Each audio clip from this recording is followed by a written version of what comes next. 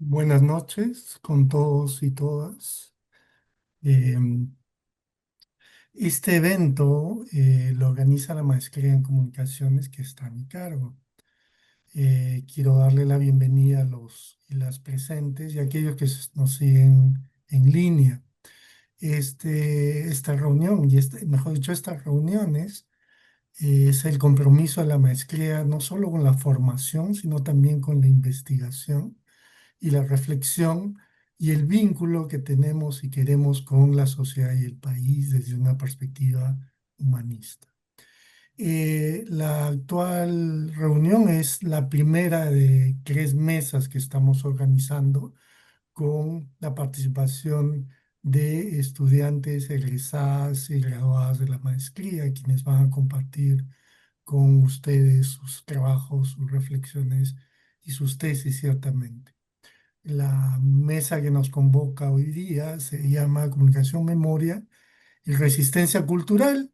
Y también quiero invitarles a la reunión de mañana en este mismo local y a la misma hora sobre comunicación, servicios del Estado y ciudadanía. Y el 29 de octubre tenemos la tercera mesa que es narrativas audiovisuales y transformaciones culturales. ¿Ok? Y pronto les haremos llegar información sobre la nueva convocatoria para el ingreso a la versión de la maestría del próximo año, el 2026-1.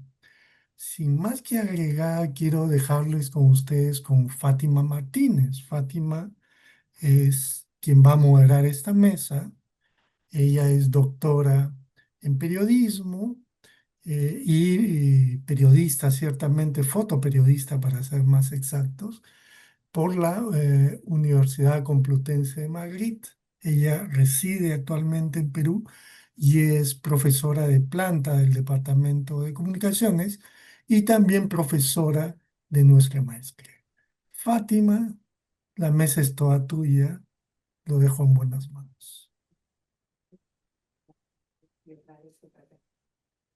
Se me olvida que me faltaba el micro. No sé si se escucha. ¿Se escucha? Aquí. Vale.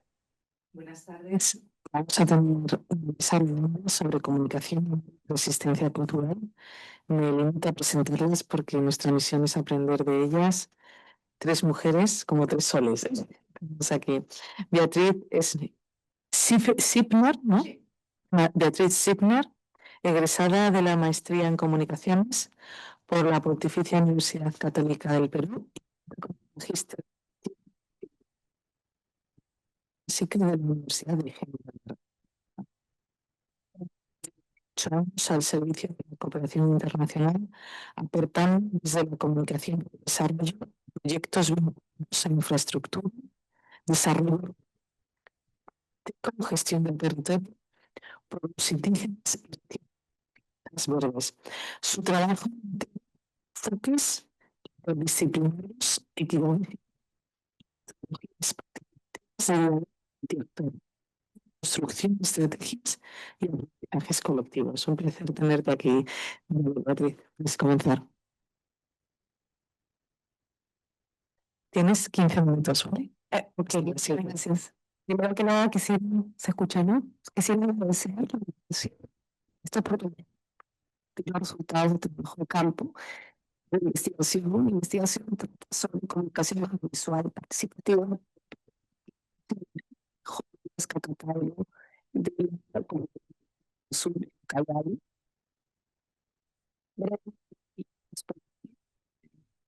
la siguiente manera, una introducción muy breve, el contexto amazónico, luego voy a compartir con ustedes cuáles son los desafíos que enfrentan los proyectos de desarrollo en cuanto a los modelos de intervención, abordar temas sensibles como es el género, también un punto de partida, porque este tema, luego voy a pasar a hablar sobre la modalidad de investigación, los hallazgos que encontré después del trabajo de campo que hice, y finalmente voy a compartir también con ustedes los hallazgos, también resultados vinculados a la temática de esta mesa, y finalmente voy a cerrar con conclusiones.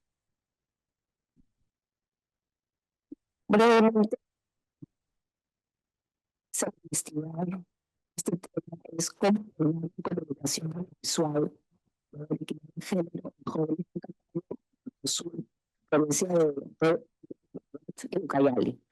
El objetivo era realizar el uso del microbioma como herramienta participativa para promover temas sensibles como es la de equidad de género en jóvenes de la comunidad de Puerto Azul. Siguiente, por favor. Para eso es importante también el contexto amazónico. La Amazonía encontró una serie de dificultades al acceso a servicios básicos como salud, educación, sobre todo las poblaciones indígenas. La región de Ucayali es la segunda región más poblada del país, después de Loreto, y los territorios indígenas implementan mucha presión, actividades como la deforestación, expansión de la frontera agrícola y ganadera, actividades extractivas e ilícitas. En este panorama, las mujeres son las que son realmente afectadas. Ya compartí con ustedes algunos datos. Solamente el 36% de las mujeres indígenas finalizan su educación secundaria.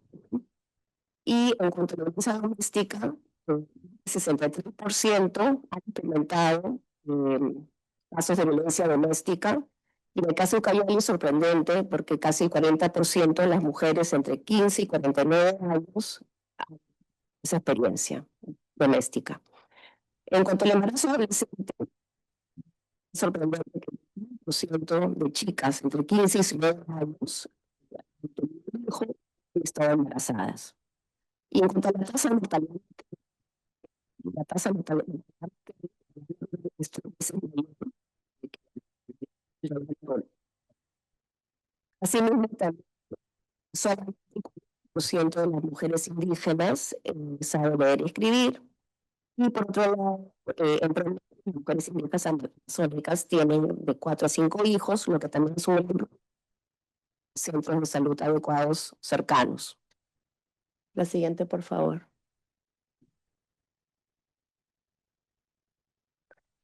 Bueno, ante este problema, también hay una serie de desafíos que se enfrentan con proyectos de desarrollo. Y eso se debe porque los años auge fue fortalecer el liderazgo masculino en las organizaciones indígenas. Y esto lo que ha producido es invisibilizar el rol de las mujeres en la gobernanza indígena. También se observa que hay mucha resistencia dentro de las nuevas organizaciones indígenas al enfoque de género, posición occidental, y porque fragmenta el movimiento indígena. Aparte, todos los proyectos extractivos y también de infraestructura afectan de manera muy diferenciada a las mujeres, con la exposición a la violencia y también las excluyen más en la toma de decisiones. Ante esta situación problemática, es necesario repensar y analizar, ¿no? Poder implementar proyectos que no vengan desde afuera, sino enfoques más culturales y decoloniales. La siguiente, por favor. Bueno, el punto de partida de la investigación se basa en la experiencia que yo tuve, la oportunidad que tuve de trabajar desde la cooperación internacional, en un proyecto que promovía la producción sostenible y la conservación de bosques, pero necesita incluir mujeres las oportunidades de desarrollo del proyecto.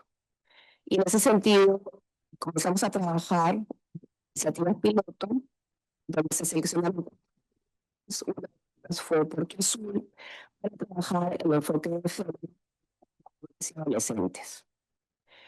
Se planteó trabajar con jóvenes porque vimos que también los adultos tenían cierta resistencia a términos como género,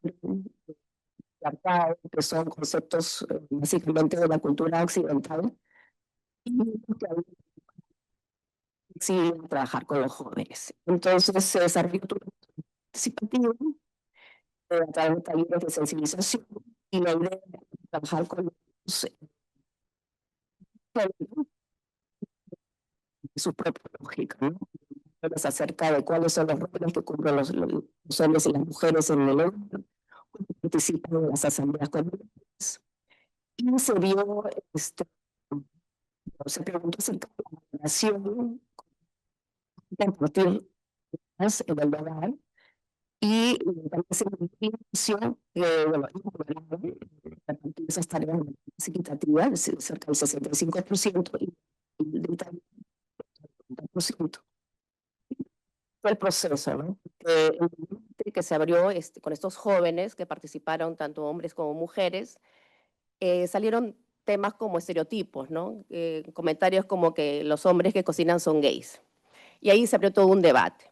Y eso fue lo interesante, porque entre ellos mismos comenzaron a desarrollar mensajes a favor de mayor igualdad, mayor equidad a la hora de repartir los roles a nivel doméstico y también en la participación a nivel comunal. Finalmente, el producto final de esta iniciativa fue construir estos mensajes con ellos y también registramos a través de microvideos estos mensajes. O sea, finalmente ellos fueron los protagonistas de estas piezas audiovisuales. La siguiente, por favor.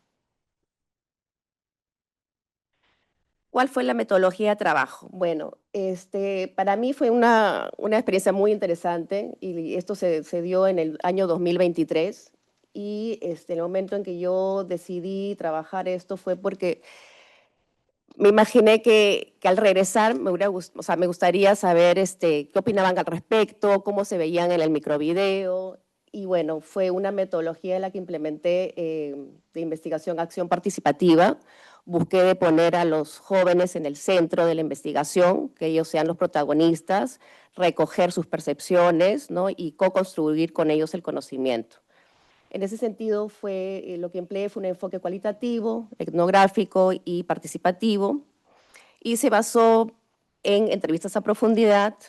También hubieron grupos focales, pude identificar también luego de 2 años a los chicos que participaron en la iniciativa del 2023, y con ellos revisamos conjuntamente nuevamente el video, y volví a recoger las percepciones con respecto a de qué manera estaban representados, qué opinaban acerca de los roles de hombres y mujeres. Y por otro lado, también se identificaron otras experiencias relevantes referidas a este tema. Pero no solamente hablé con los jóvenes, ¿no? Yo hice primero un mapeo de actores, donde identifiqué 5 grupos de actores claves que también entrevisté. Entre ellos fueron actores institucionales, representantes de las organizaciones indígenas, líderes comunales, como el jefe comunal de Puerto Azul, también especialistas externos, que son implementadores de proyectos de productos audiovisuales, y académicos, ¿no? Que aportaron también con un marco teórico. En resumen, de todos los entrevistados, el 70% fueron actores indígenas y 74% eran menores de 29 años. O sea, el estudio estuvo focalizado en actores indígenas y en grupos jóvenes. La siguiente, por favor. Yo, bueno, estuve en septiembre en Puerto Azul y, bueno, pude implementar estos grupos focales, estas entrevistas, y finalmente recogí desde ellos sus percepciones. Y lo que se observa es que sí hay una transformación en los roles de género. Los chicos están más abiertos e identifican la necesidad de compartir las tareas en el hogar, pero también surgen problemáticas, ¿no? Cuando uno abre el espacio para expresarse, comienzan a surgir esas problemáticas que hay en las comunidades nativas, ¿no? Hay una incidencia muy alta en el embarazo de adolescentes, también enfermedades de VIH y de transmisión sexual. Y también lo que me comentaban es que había mucha discriminación frente a personas LGTB+. Por otro lado, vimos también que con estos videos ellos habían superado algunas barreras, ¿no? De no querer mostrarse ante las cámaras, y más bien con estas metodologías participativas previamente ellos habían ganado confianza. Y habían comentarios como que me sentí especial porque por lo general los proyectos de desarrollo organizan talleres para adultos, pero nunca hay talleres dirigidos especialmente para adolescentes. Y también sentían como que tenían un canal abierto, ¿no? Para contar también sus historias.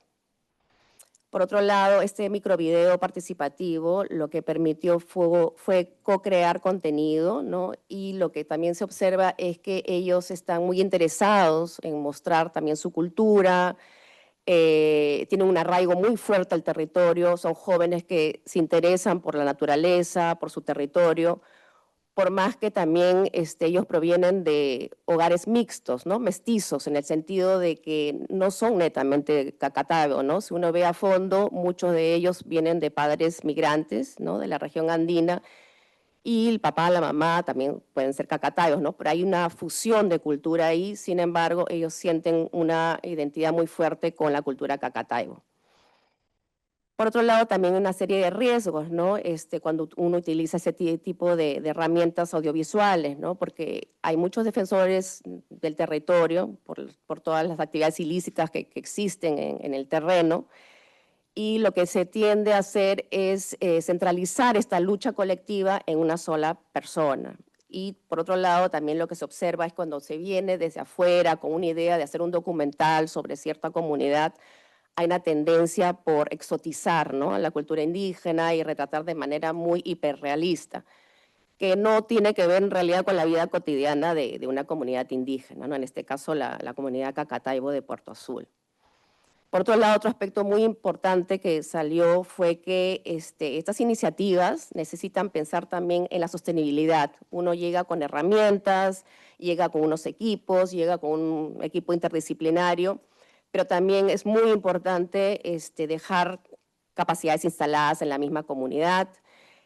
Por un lado, hay una gran ventaja de trabajar audiovisual con pueblos indígenas porque hay un fuerte vínculo entre la tradición oral de los pueblos indígenas con la imagen, el sonido y la transmisión de contenidos a través de las piezas audiovisuales. Pero por lo tanto, se requiere, una vez que uno sale de campo, dejar los equipos, dejar material, dejar estas capacidades instaladas, ¿no? También trabajar con los docentes, profesores, con los adultos, una forma de también establecer redes locales que puedan seguir utilizando estas herramientas para expresarse, ¿no?, para encontrar un canal de difusión. La siguiente, por favor. Finalmente, con respecto al tema de equidad de género, que es un tema muy sensible y que uno debe abordar de una manera no invasiva, sino tratar de entender cuál es su concepción de estos términos, pudimos concluir que no se puede trabajar de manera aislada, ¿no? Hay procesos sociales en marcha en las comunidades que uno primero tiene que investigar, indagar, entender y ver la forma de insertar en estos procesos temas como género, pero pensando siempre en el bien colectivo, ¿no? Porque esas culturas se basan mucho en la colectividad, en el bien común, y en ese sentido es importante respetar, ¿no?, esa visión que tienen ellos de la colectividad a nivel comunal. Por otro lado, los jóvenes están en una situación especial porque están entre la modernidad y la tradición, ¿no? Ellos tienen acceso a Internet. Las comunidades que yo he visitado en Ucayali, todas cuentan con servicio de Starlink. Los chicos tienen celulares. A pesar de que ellos dicen que utilizan el celular para fines educativos, ellos han encontrado también en esa herramienta un canal, ¿no?, para expresarse y para expresar, digamos, dar mayor visibilidad a que ellos también pueden participar en la toma de decisiones en su comunidad. Por otro lado, no se puede negar que hay un fuerte mestizaje, una hibridación cultural, hay una fusión de culturas porque hay mucha migración, pero eso también es una forma de adaptarse y ser resistente. Por otro lado, el microvideo también hay que tomarlo como un espejo de la realidad de la comunidad, ¿no? Es una herramienta que les permite a ellos reconocerse y encontrar colectivamente nuevas formas de convivencia. Bueno, brevemente, para no pasarme el tiempo, también pudimos identificar que hay experiencias muy valiosas, ¿no?, que se deben difundir, como la metodología que emplea la Escuela de Cine Amazónico, donde ellos forman a jóvenes indígenas en la producción audiovisual, pero también fomentan una investigación y un diálogo entre generaciones, porque son los ancianos, los adultos mayores los que tienen este conocimiento de la cultura ancestral. Por otro lado, también la organización indígena ORAU, que es la organización regional de AIDCEP, tiene una estrategia interesante que se llama Conexión Ancestral, donde ellos también están rescatando documentales, fotografías antiguas, ¿no? Y de esta manera también están tratando de vincular a los mayores con los jóvenes y poder reconocerse en esas imágenes. Y por otro lado también hay una iniciativa que lo implementa, es una asociación que se llama la Combi Arte Rodante, que trabaja diccionarios audiovisuales comunitarios. Estos diccionarios audiovisuales comunitarios también se basan en rescatar el idioma ¿no? de los pueblos indígenas y de conectar también a los mayores con los jóvenes. Pero también ahí es importante el trabajo en equipo, la distribución de los roles, ¿no? A la hora de hacer los videos, de trabajar los videos y trabajar los contenidos también, porque ellos escogen una palabra dentro de su idioma que van a representar a través de los videos. Bueno, finalmente, la siguiente, por favor, las conclusiones finalmente unas breves conclusiones. En realidad, bueno, ha sido muy rico el trabajo de campo, pero finalmente lo que se pudo identificar es que el proceso es tan valioso como el producto final, pero sobre todo es muy importante la escucha, no venir con modelos de afuera, sino tratar primero de entender las dinámicas que existen localmente. Por otro lado, buscar de entender dentro de los conceptos locales, hay principios como el cuidado, el respeto, la reciprocidad, ¿no? Que están inspirados en prácticas ancestrales, que se pueden relevar, que se pueden destacar y de esa forma también abordar estos temas sensibles que son de género, ¿no? Y también a la vez se promueve este diálogo intergeneracional.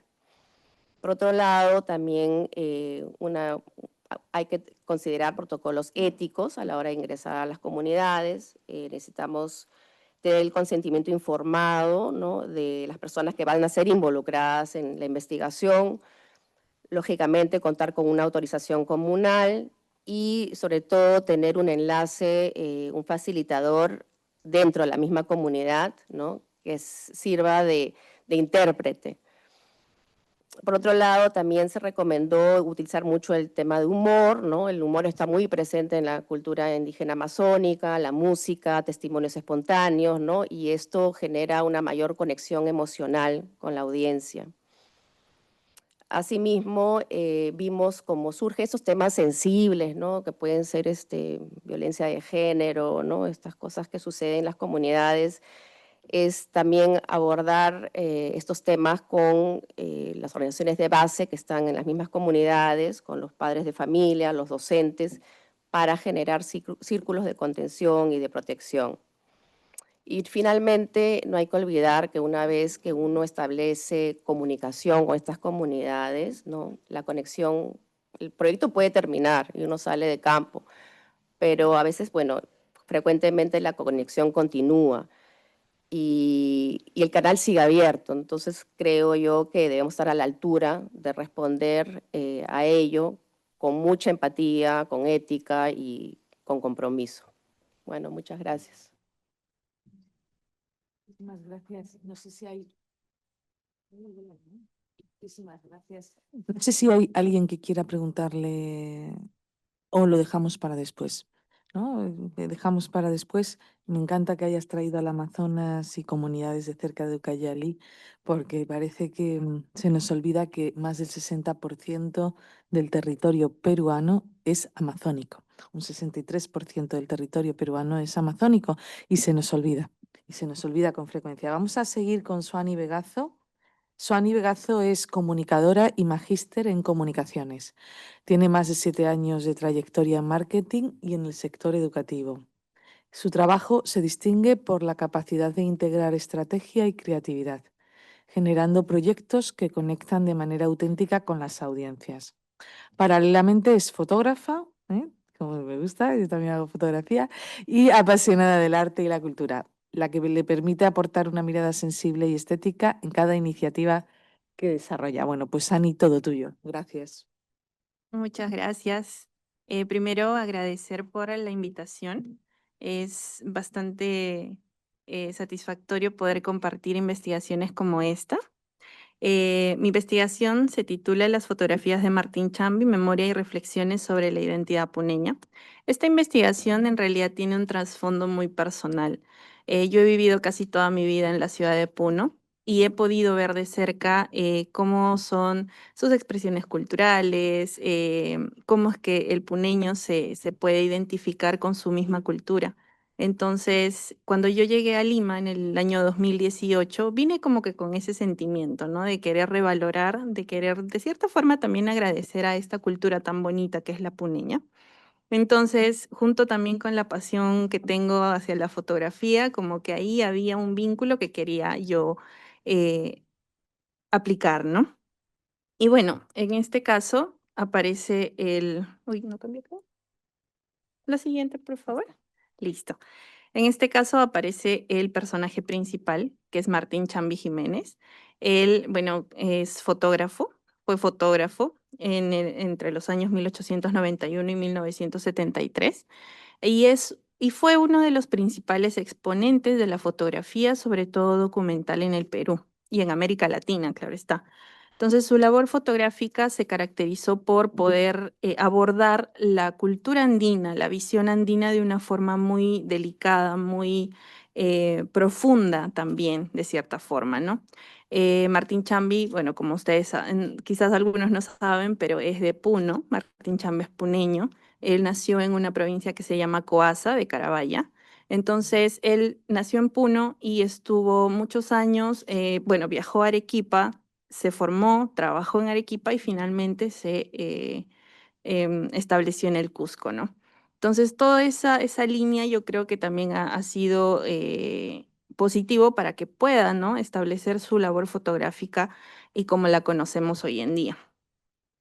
Y bien, a raíz de esto, en realidad quisimos unir lo que era la identidad cultural, la generación de memorias y la fotografía como tal. La identidad cultural sabemos que es un proceso que está en construcción, no es algo que sea lineal y que se mantenga en ese momento, ¿no?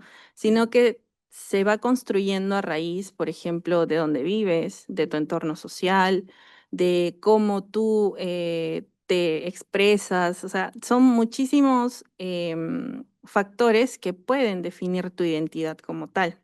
Uy, ahí está. Que pueden definir tu identidad como tal. Entonces, si hablamos de identidad, tenemos que hablar también de lo que es la recordación, la generación de memorias, la generación de recuerdos. ¿Por qué? Porque esta generación de memorias es un componente esencial para poder generar tu identidad. Y es aquí donde entra la fotografía. La fotografía, como sabemos, bueno, yo lo tomo, y yo creo que muchos también, lo tomo como un medio de comunicación también, porque la fotografía tiene el poder, en este caso, de poder captar un momento, mantenerlo en el formato que sea y mantenerlo en el tiempo. Entonces, la fotografía y todos sus elementos son un modo de expresión, de información y de comunicación, ¿no? Entonces, es aquí donde se forma esta línea, ¿no? Entre fotografía, memoria e identidad, que es de donde se genera, ¿no? La pregunta de investigación, que de qué manera las fotografías de Martín Chambi movilizan esta memoria colectiva y también individual en los puneños y contribuyen a este sentido de identidad. La metodología que se trabajó se enfocó principalmente en 3 puntos.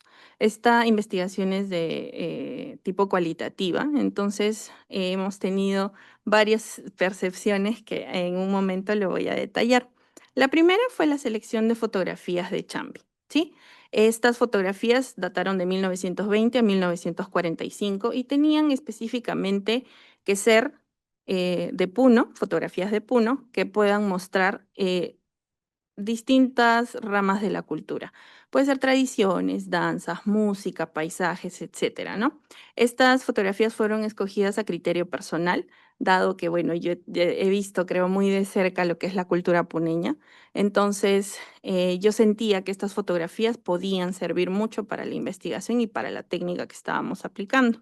¿no? Entonces, las fotografías que se utilizaron, las voy a mostrar a continuación, fueron uno de las campesinas de Coasa, que la escogí principalmente por los sombreros que se muestran en la fotografía, que se llaman monteras, que son características de una zona específica en Puno.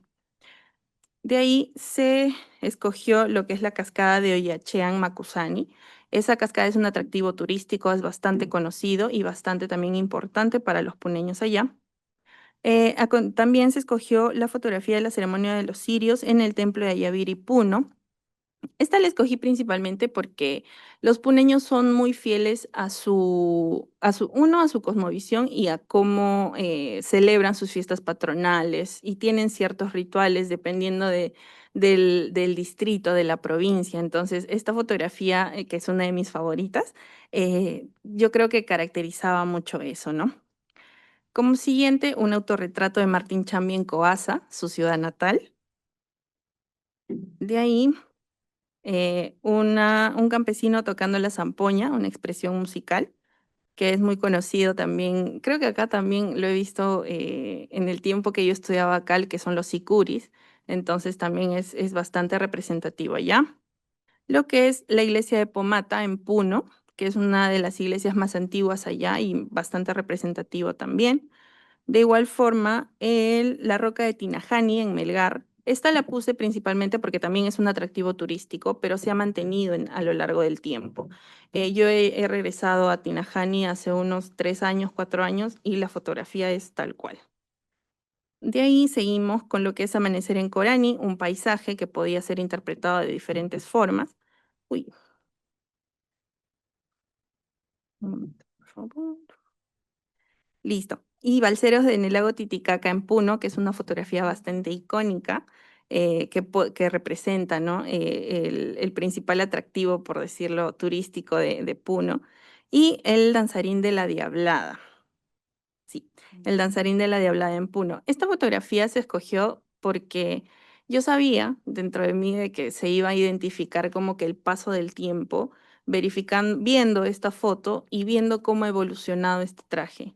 En Puno es muy conocida la festividad de la Virgen de la Candelaria, entonces esta festividad celebra justamente también ese folclore, esa cultura puneña que es predominante, ¿no?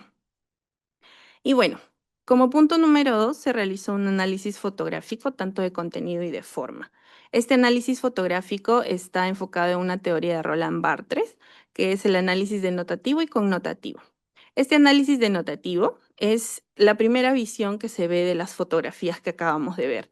Se ve saber el lugar, en qué año fue, qué elementos se ven a primera vista, qué personajes podemos encontrar, la descripción de la fotografía, entre otros, ¿no? Y de igual forma está el análisis connotativo. Es un análisis muchísimo más profundo, que se ve el formato, cuál es el encuadre, qué tipo de iluminación, qué ángulo tiene la fotografía, cuál es la composición como tal. Y también se toma en cuenta lo que es el análisis del hecho fotográfico.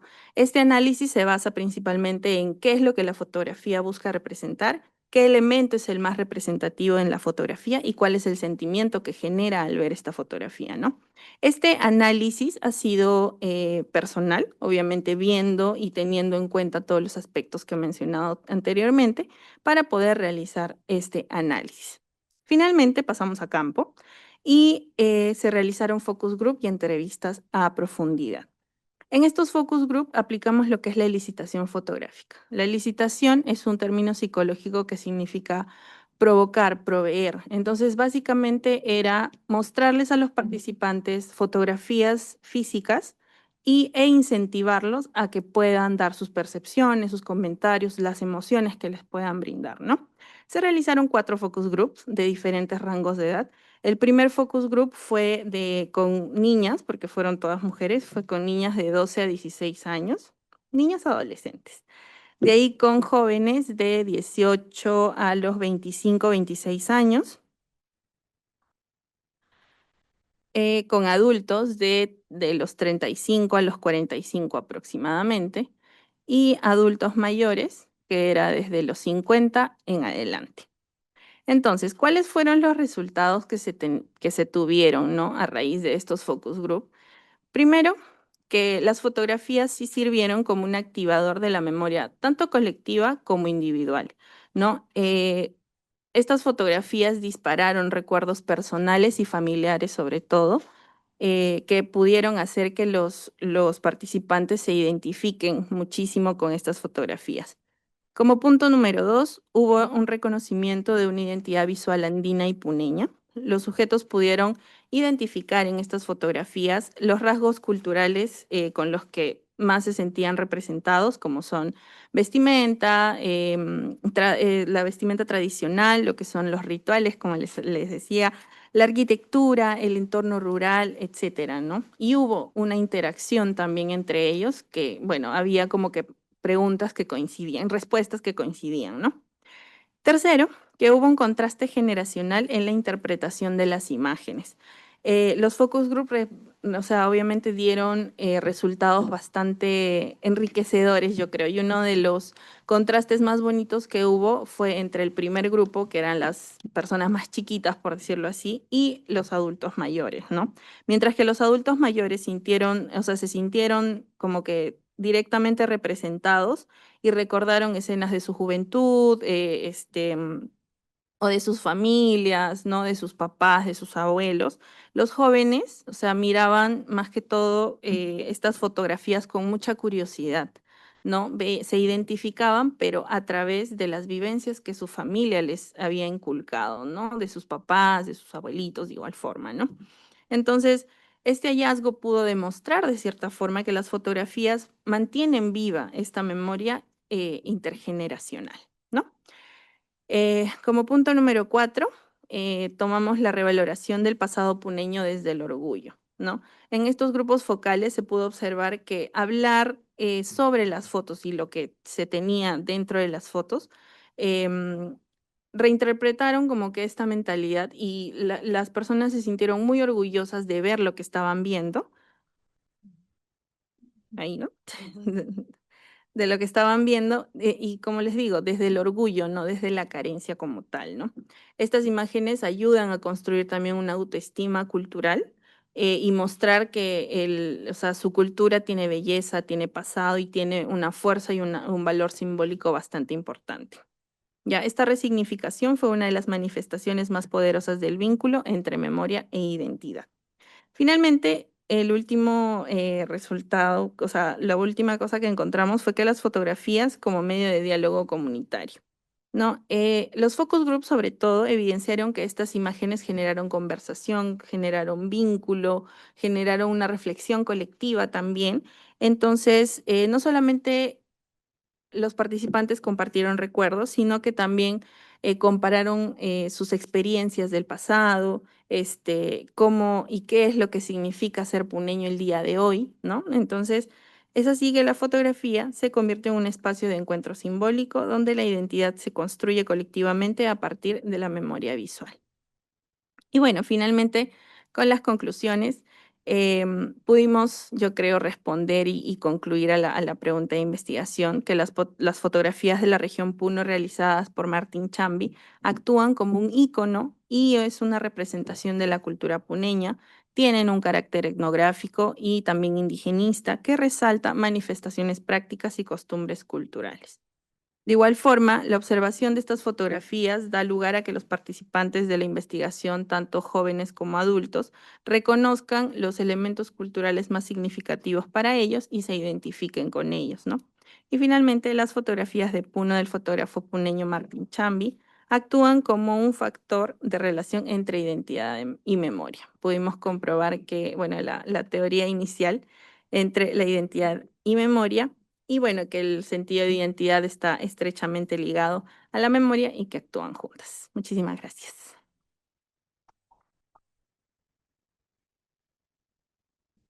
Muchísimas gracias. Me ha encantado esta historia de Martín Chambi, que es uno de los grandes no solo de Perú, sino de toda Latinoamérica y de todo el continente americano, por ser innovador y por hacer arte y contar la realidad de los Andes.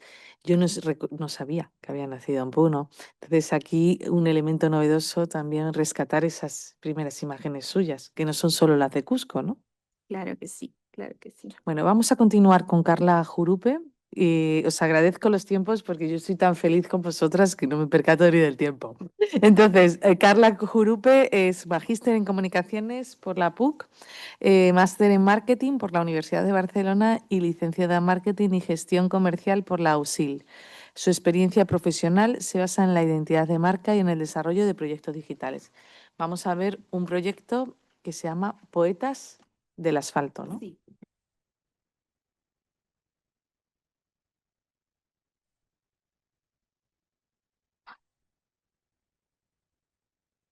¿Aló? ¿Sí me escucha? Muy bien. Muy bien, buen día. Bueno, voy a exponer lo que es mi tesis de maestría, que se titula La identidad pan-limeña en un medio de comunicación alternativo, aproximaciones al fanzine contracultural Poetas del Asfalto, 1995-2017. Como introducción, puedo decir de que esta tesis se desarrolla en el Centro Histórico de Lima, lugar que alberga disímiles grupos de personas, como por ejemplo comerciantes, protestantes que utilizan las plazas, así también tribus urbanas, como por ejemplo la metalera, también góticas, emos, entre otros. Comparten ideologías particulares que desarrollan dentro de cada comunidad. Sobre estas tribus urbanas o subculturas tuvieron gran relevancia en los años 80 en el cuando por una crisis económica, política y social, en donde la música fue estos jóvenes, en donde su ira o su desconformidad por lo que estaba ocurriendo en el Perú en ese entonces. Sobre la juventud, para mi autor indica que es una realidad histórica, la cual se indica una, en un entorno social, el cual puede ser desfavorable, favorable o crítico.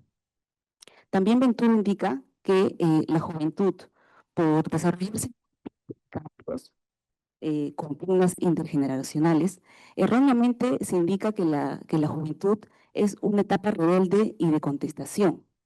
Por el contrario, la juventud se alimenta de lo que la sociedad le brinda. Si esa sociedad está en problemas, pues tendremos una juventud también un poco alterada, ¿no? Sobre las subculturas, para Gramsci, indica que las subculturas son vistas como rituales de contestación, representadas por los jóvenes en el teatro de la hegemonía. Este teatro de la hegemonía está vinculado pues, a nuestra sociedad que es hegemónica. Así también se indica que las subculturas se desarrollan en paralelo a la sociedad, pues, ¿no? Es decir, que toma algunos valores para confrontarla. En ese sentido, esta investigación se centra en un modo de comunicación alternativo que es el fanzine, el cual es utilizado en tribus urbanas o subculturas para poder expresarse.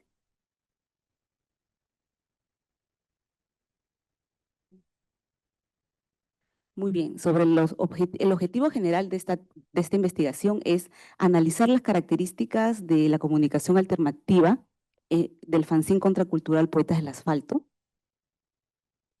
Como objetivos específicos se tienen 4. El primero es conocer el desarrollo de la subcultura pan-limeña, para luego pasar a conocer los tipos de contenidos del fanzine. En tercer lugar, tenemos explorar los elementos del desarrollo gráfico y finalmente conoceremos el proceso de producción y distribución de este fanzine. Sobre el marco teórico, veremos que se han recopilado teorías, conceptos sobre la comunicación alternativa, así también la contribución que tienen los medios de comunicación alternativos punk. En tercer lugar, se dan ejemplos gráficos sobre las características discursivas y gráficas de este fanzine y una aproximación a los géneros periodísticos y literarios. Sobre la comunicación alternativa para Reyes, indica que es representativa, por su naturaleza es representativa, ya que permite a grupos que están excluidos poder representarse por medio de estos medios de comunicación. Podrían realizar festivales, fanzines o revistas artesanales. Así también para Portales indica que la comunicación alternativa es horizontal, ya que aquí está la auténtica creatividad. Para Contreras, la comunicación alternativa democratiza la información, ya que se crean espacios alternativos que da pie a la crítica. Sobre la comunicación panlimeña y su medio de comunicación, podemos ver que genera conceptos como, por ejemplo, el anticapitalismo, la anarquía, entre otros conceptos que están relacionados al no futuro. Este término no futuro punk está relacionado al nihilismo y a un concepto negativo sobre lo que vendría en el futuro. Esto también se basa en la gesta, aquí en particular en Lima, en los años 80, por lo que estaba ocurriendo en el país. Así también, la comunicación panlimeña se vincula al alotumismo, que es el etos alotumismo, que está vinculada a prácticas colectivas por lo mismo de autogestión, en donde el establishment, es decir, el Estado no se desarrolla aquí, ¿no? Entonces, el fanzine viene a ser la materialidad de una producción artesanal que refugia los testimonios de esta subcultura. Sobre las características discursivas y gráficas en el fanzine, se pueden mencionar dos vanguardias antiartísticas. Tenemos el constructivismo ruso y también el dadaísmo. El constructivismo ruso se caracteriza por una tipografía, por tipografías amplias y con un diseño bastante directo. Así también el dadaísmo, que se gestó durante la Primera Guerra Mundial como rechazo a esta guerra, se utiliza mucho el collage. Entonces, ambas forman parte de una oposición al arte hegemónico, ¿no? Al arte académico. Aquí, por ejemplo, se puede ver de que se resalta mucho que hay errores ortográficos, los cuales se corrigen, pero no se tiene el cuidado necesario para que no se note. Entonces, esos errores son como ornamentos que legitimizan a este tipo de materiales. Así también hay escritos a mano o a máquina y recortes del collage, ¿no? Es decir, es un arte experimental. Entonces, está muy presente el tema del no futuro punk, como lo había dicho, por los pensamientos divergentes, por los modos de comunicación alternativos y un evidente rechazo a la autoridad. Sobre los géneros periodísticos y literarios, se puede indicar que los géneros periodísticos están presentes el tema editorial y los artículos de opinión por tener un tono más opinativo. Así también tenemos la literatura alta, que está relacionada a la aristocracia, la media y la baja, que está relacionada a baja o obrera, ¿no? Bueno, pasamos a la metodología de esta tesis. El enfoque fue cualitativo, ya que es un enfoque más flexible y permite determinar este sistema social que es esta subcultura, ¿no? Así también permite la comprensión de los significados y los símbolos que se generan aquí. Para la técnica se utilizaron dos. La primera fue el análisis de contenidos, para lo cual se utilizaron dos fichas de análisis, cuantitativo y cualitativo, que permitieron dividir el fanzine para poder estudiarlo. El universo de esta investigación son 199 ediciones desde el año 95 hasta la actualidad. La muestra es un corpus de 34 ediciones recopiladas desde el 95 al 2017. Esta decisión fue una muestra por conveniencia, ya que es un poco difícil encontrar de manera consecutiva este fanzine, por lo mismo que es alternativo. La segunda técnica fue la entrevista semiestructurada. Se agruparon a dos grupos, ¿no?, de personas. La primera fueron los gestores principales, que son 3 personas. La primera persona es Ricardo Vega, o alias Richie Lacra. Él es el gestor principal de este fanzine. Tenemos luego a Fernando Laguna Silva, quien es el ilustrador del fanzine. Y también a Luis Mujica, alias Primo Mujica, quien se encarga de funciones audiovisuales.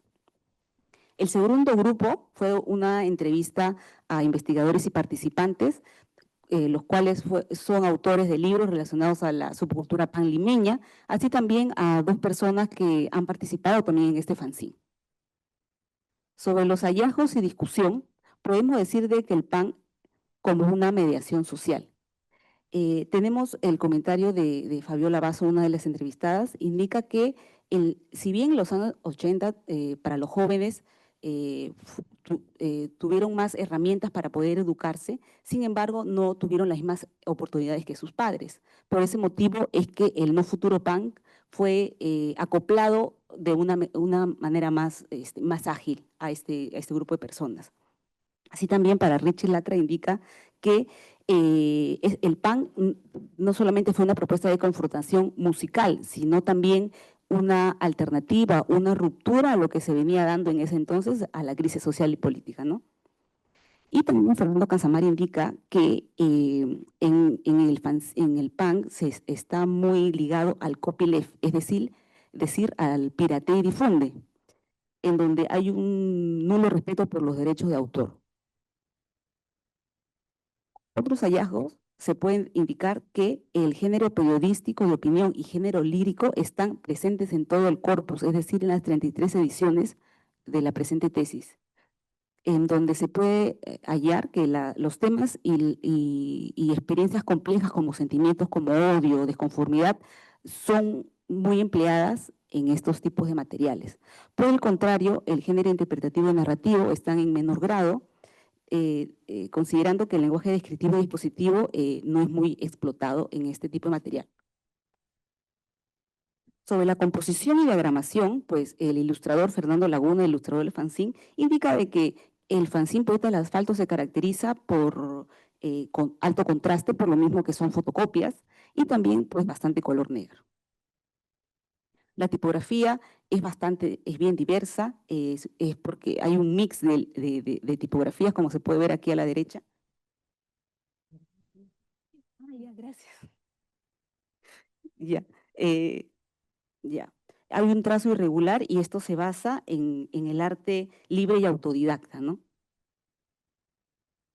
Bien, para Primo Mujica indica de que este fanzine está realizado como en los 80, es decir, netamente artesanal, ¿no? Con el pega, recorta, tipo collage, como se hacía en los 80, como bien dice. Entonces, en este fanzine es una nueva propuesta, un nuevo orden, ¿no? de arte, se puede decir, ¿no? Donde hay libertad de expresión y también donde se materializa el tema de la contrahegemonía. Sobre los tipos de ilustración se han identificado dos. El primero es la ilustración conceptual, en donde representa mundos imaginarios. ¿Cómo así? Por ejemplo, si vemos en la ilustración, están ahí los gestores, que son 3, y aquí en la izquierda podemos ver a Bukowski, que es un personaje emblemático en este fanzine. Así también la segunda tipo de ilustración es una ilustración decorativa, la que sirve como ornamento y acompaña a la poesía que está presente. También se puede ver que en este material utilizan también fotografías, pero de manera rústica, es decir, están pixeladas, baja resolución, también el manejo de los grises es distinto, ¿no? a comparación de los más medias. Pasemos al proceso de producción y distribución, que son 3 etapas. La primera etapa es la elaboración del fanzine como tal. Esto inicia con la selección de un tema. Este tema puede ser relacionado a la publicación de un libro relacionado a su cultura, o también puede ser a un personaje emblemático u otro evento que sea importante dentro de esta comunidad. La segunda etapa es la producción. La producción es netamente artesanal, es decir, hecha a mano, ¿no? En donde se utiliza un machote. Este machote es está realizado con hojas más gruesas como el folcote, y en este folcote se van a colocar pedazos de los textos que han sido enviados por los participantes, y ahí en ese folcote van a diagramar para luego pasar a fotocopiarlos y distribuirlos, ¿no? Aquí también se ve que se da oportunidad a las personas que no tienen facilidad de publicar sus escritos, sus textos, sus poesías. La idea aquí es poder difundir y dar oportunidad a talento, se puede decir, ¿no? Así también se ve mucho la falta de gestión de tiempo y premura, es decir, en muchas oportunidades el fanzine también se termina de realizar minutos antes de que sea presentado. Finalmente, la etapa 3, la presentación y distribución del fanzine, se realiza casi siempre en el centro, se realiza en bares del centro de Lima. La entrada es gratuita. Se ve por eso que el circuito contracultural es bastante pequeño, ya que ellos también han tenido interés en posicionar el material en algunas librerías o en algún stand en el centro de Lima, pero los dueños no están de acuerdo con ese tipo de materiales por su contenido. Como conclusiones podemos decir que el fanzine representa a una minoría, en este caso a una subcultura, ¿no? Hay una diversidad de estilos gráficos y literarios. Así también discute su entorno, ya que sus inicios fueron en los años 80, el punk como tal, y que desafía el status quo, y que también evidentemente tiene un énfasis en el no futuro punk. Sobre el copyleft, la ausencia de los derechos de autor está presente en muchas ediciones del fanzine, en donde se hace copia, ¿no?, de varias partes de diversos libros, ¿no? Y esto se sustenta en la idea que hay que difundir la información a estos subgrupos, ¿no? Sobre el diseño, ¿no?, se puede decir de que hay un nuevo orden presente en una diagramación asimétrica distinta a los más medias, ¿no? Hay una composición fragmentada, también reutilizan páginas de ediciones anteriores del fanzine o también de diarios populares para generar nuevas narrativas contraculturales. Finalmente, como conclusión, se puede indicar que está muy presente en el fanzine el etos del hazlo tú mismo, en donde la autogestión es muy enaltecida por los integrantes del fanzine. También la participación es muy activa, ya que los gestores y los participantes también pueden enviar sus documentos, sus materiales y dar opinión sobre la realización del fanzine. Es decir, que bueno, no sé si estaría bien decir consumidor, ¿no?, sino es un prosumidor, es decir, no solamente consume el fanzine, sino que también participa de esto, ¿no? Y bueno, sobre la producción es artesanal y que el tiraje, por lo mismo que es un medio alternativo, el tiraje es mínimo, ¿no? De un tiraje mínimo. Gracias. Muy bien, un aplauso. Muchas gracias. Me ha encantado porque del fanzine, y esto no lo conocía yo tampoco, esto me parece súper interesante, toda la creatividad que podemos encontrar y que podemos rescatar del pasado, ¿no? Y que luego también se lleva a las marchas con dibujitos y con lo que tenemos ahora de la generación Z, porque también luego se llevan cositas así curiosas a las marchas de creatividad del mundo underground y esta manera de protestar, porque de algún modo también esto es una manera de protestar, ¿no?, contra lo que tenemos impuesto muchas veces en los gobiernos, y coincide con una crisis en el Perú, ¿no?, una crisis económica y una crisis política y social como la que estamos viviendo ahora, una crisis peculiar. Bueno, me gustaría dar tiempo para preguntas, dudas, consultas, si alguien tuviera alguna pregunta, alguna duda o alguna consulta.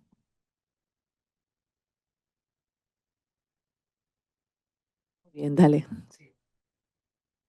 Cuanto a la exposición de Beatriz, ¿cómo debe entender o cómo debe manejar el investigador un concepto como etnocentrismo o epigénico?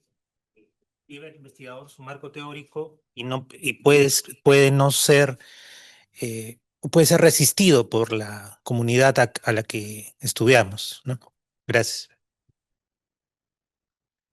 Bueno, siempre es importante revisar todo el marco teórico, ¿no? La experiencia que tienen los diferentes autores, pero creo yo que la cultura siempre es dinámica, va cambiando, y sobre todo en la Amazonía se ve mucha migración interna y hay mucha fusión con los migrantes que vienen de la región andina, adoptan ciertas costumbres, pero también los migrantes andinos también adoptan prácticas que hay de las culturas originarias en la selva, ¿no? Entonces, en ese sentido, yo creo que es importante partir de ellos mismos, ¿no? Tomarse el tiempo de convivir también con estas culturas, vivir el día a día, la cotidianidad, ver cómo ellos interpretan estas relaciones. En este caso yo he trabajado el tema de género, ¿no?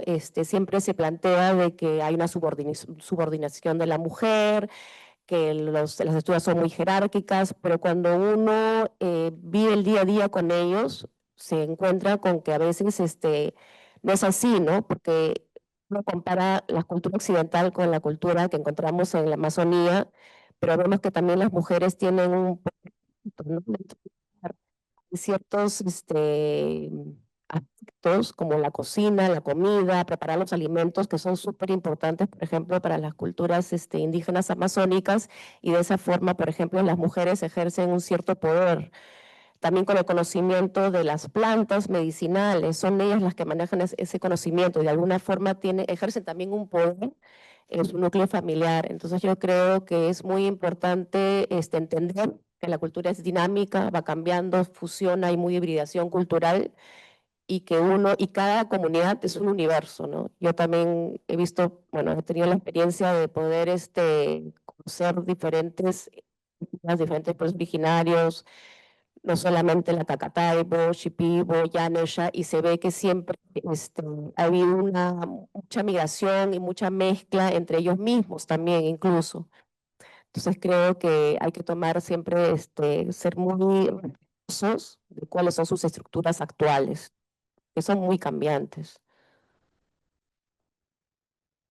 Gracias, Beatriz. Muchísimas gracias. ¿Más preguntas, dudas, consultas que tengáis?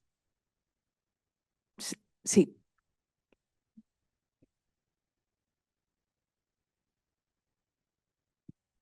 A ver, para Carla, con respecto al proceso del trabajo, ¿no? ¿Qué es lo que te generó en ese proceso, específicamente en el seleccionamiento del corpus, ¿no? De todo el material, ¿no? ¿Qué es lo que a ti te motivó que estas 33, ¿sí?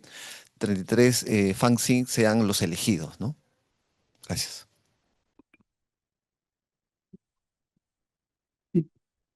Bueno, lo ideal para la tesis, para mí creo que hubiera sido que tenga pues de las decisiones consecutivas.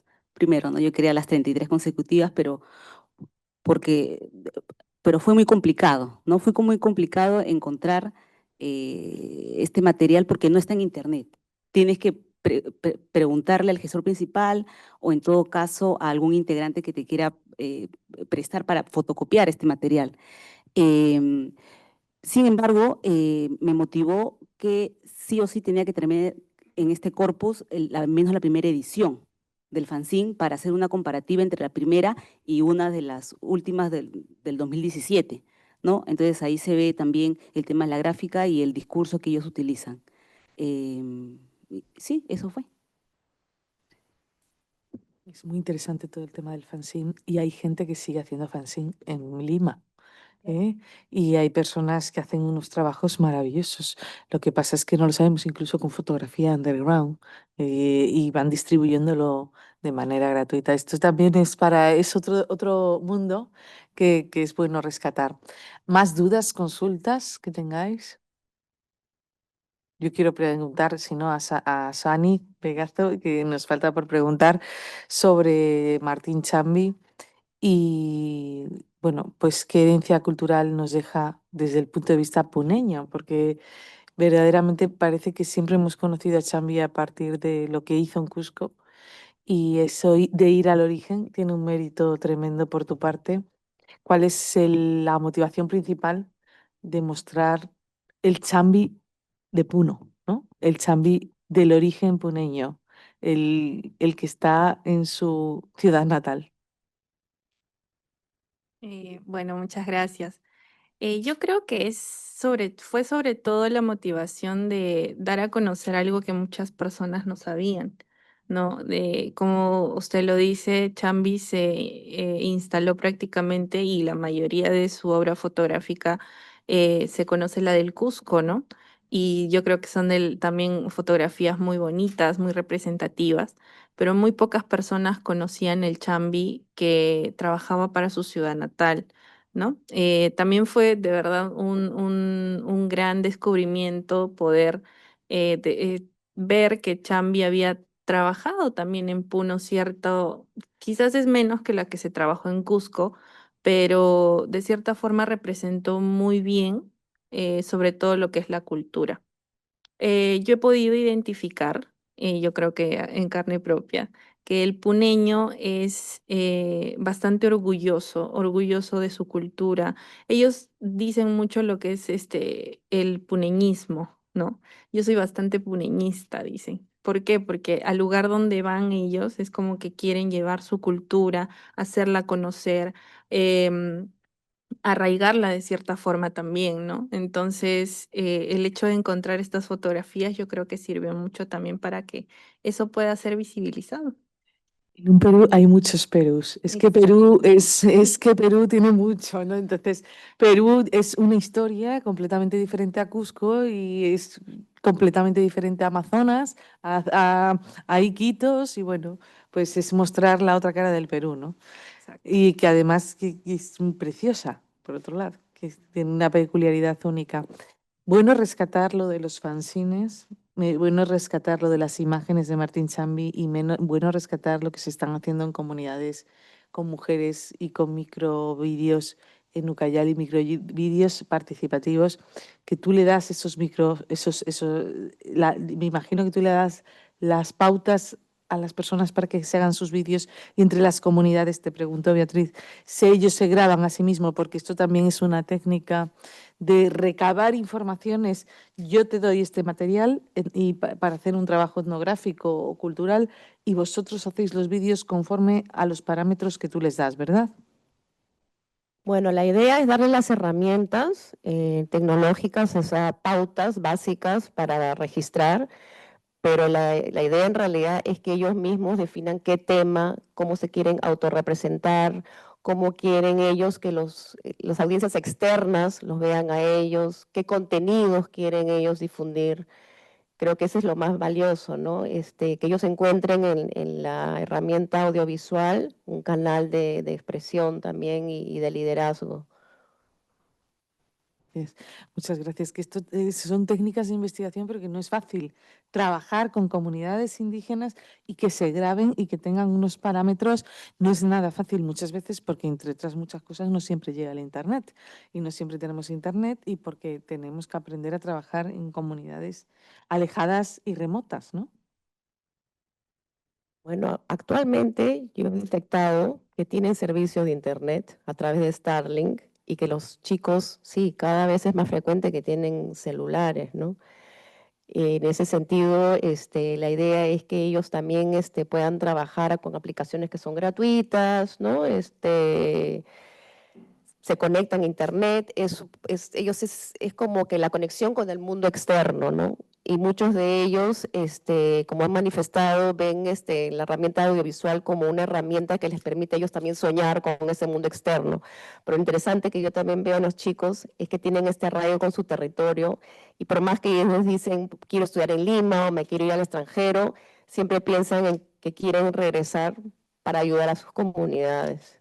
Importante, ¿no? Bueno, pues esto es súper importante porque yo que me he metido en zonas amazónicas cerca de Iquitos y sí había internet, milagrosamente había internet, porque en otras partes de Colombia que he vivido en Colombia no hay internet o en Brasil es muy difícil muchas veces en zonas amazónicas que haya internet, o sea, me alegro que sirva para conectarles con el mundo. Y bueno, si no hay dudas, no hay más dudas y más preguntas por la hora que es. Si alguien tiene alguna última pregunta, es el momento. Sí, dale.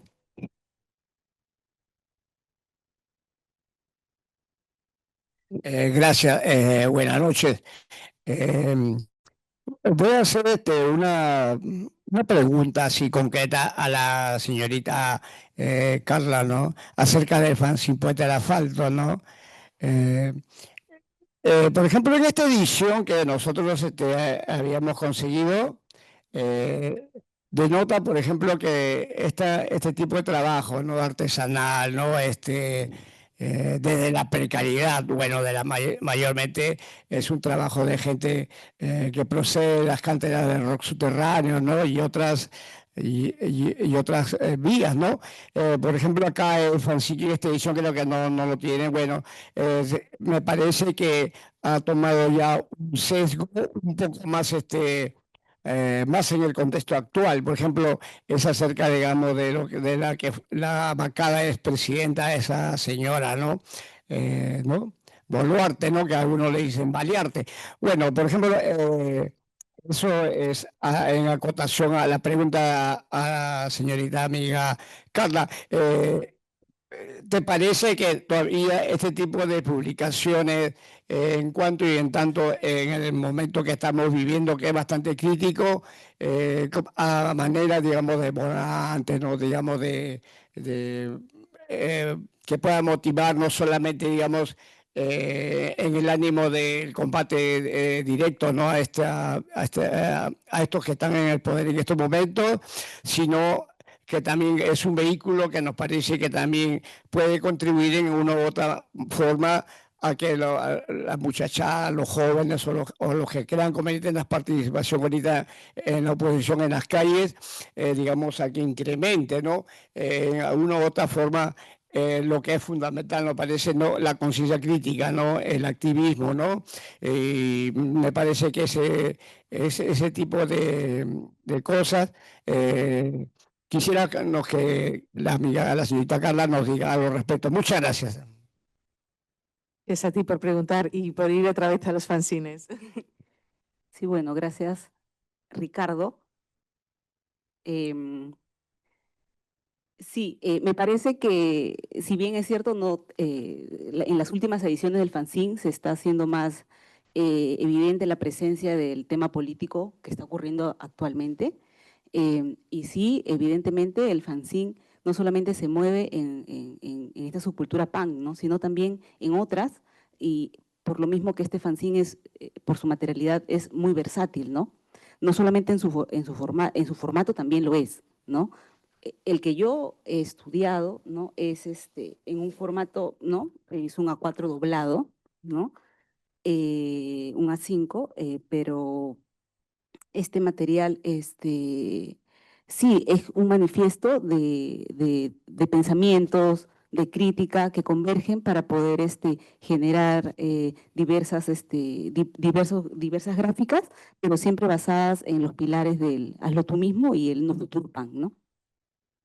Sí, y bueno, también quien me ha hecho la pregunta es el gestor del fanzine. Bueno, pues bien que sea el gestor del fanzine. Yo estaba hablando de que hay personas en Lima que hacen fanzines, no solo, también de fotografía y cosas muy interesantes de street photography y de fotografía callejera, que Lima sorprende. Yo creo que aquí cerramos por temas de horarios y me ha encantado porque hemos cumplido muy bien los tiempos. Quiero dar las gracias a estas tres mujeres tan maravillosas. Lamento que no haya tanta gente, muchas veces se hacen cosas académicas y no hay toda la gente que a mí me gustaría que hubiera, pues porque es a última hora o porque no se ha dado toda la repercusión que debería, pero bueno, en cualquier caso, bueno es conocer el trabajo de Beatriz en regiones amazónicas o en zonas, en comunidades indígenas que puedan contar sus historias a través de microvídeos y hablar de cómo se vive dentro de determinados territorios, que se nos olvida y que se busque esa igualdad de género y que se hable también, porque yo creo que es muy bueno que se hable desde dentro de lo que pasa, porque también es una manera de ayudar a esas comunidades. El trabajo de las fotografías de Martín Chambi en su ciudad natal, Puno y Lago Titicaca, Suani Vegazo, que me parece espectacular y muy bien esa metodología con focus groups y entrevistas de profundidad. Me parece interesante a la gente más joven que se le ha olvidado que había grandes referentes de la fotografía, hacerles preguntas de memoria, identidad y cultura, ¿no? Que es lo que estás trabajando, y fotografía. Y a Carla Jurupe por traer pues algo más rebelde, que son esos fanzines de poetas del asfalto limeño, que también reflejan una época, ¿no? y que a mí me recuerdan un poco también a esa cultura rebelde que pues puede ser en Estados Unidos el underground, el movimiento hippie, o en Londres los movimientos también que se producen de activismos, porque esto también, para el que ha preguntado, que es un compañero el que hace la producción de fanzine, eso también es activismo social, ¿no? Es una manera de reivindicar nuestro espacio en el mundo y nuestro lugar. Es decir, yo hago un fanzine y hago fotografía o hago poesía o me rebelo contra el mundo desde muchas otras maneras, ¿no? Entonces, todas estas publicaciones, yo sí quería hacer una última pregunta, ¿dónde se puede encontrar o cómo vais a dar a luz finalmente estas publicaciones y cómo lo vais a dar a conocer? ¿Dónde os podemos encontrar? Bueno, en mi tesis al final hay algunas que he escaneado también, pero si desean tener este materiales, tendrían que entrar pues al Facebook de Ricardo Vega Jaime para que puedan obtener estos materiales. Vale, Sí. muchas gracias. ¿Y cómo podemos leer tu trabajo final en un momento dado, Suani? Bueno, de igual forma se encuentra en el repositorio de la Católica para que puedan ahí ver un poquito más a fondo de todo el trabajo que se hizo con estos 4 grupos, ¿no? Y Beatriz, ¿cómo encontramos tu trabajo? Bueno, yo todavía estoy en proceso. Tengo que entregar ahora en noviembre y bueno, en diciembre tengo que sustentar, pero lógicamente lo vamos a colgar en el repositorio para que esté accesible para todos los que están interesados en la Amazonía y bueno, para todos los peruanos, ¿no? Porque como tú mencionaste, ¿no? El 60% del territorio peruano es amazónico y tenemos como 55 lenguas, de las cuales creo que 53 son amazónicas, ¿no? Lenguas amazónicas. Bueno, Gracias. pues muchísimas gracias a todos los asistentes que habéis estado aquí, a los que estáis online.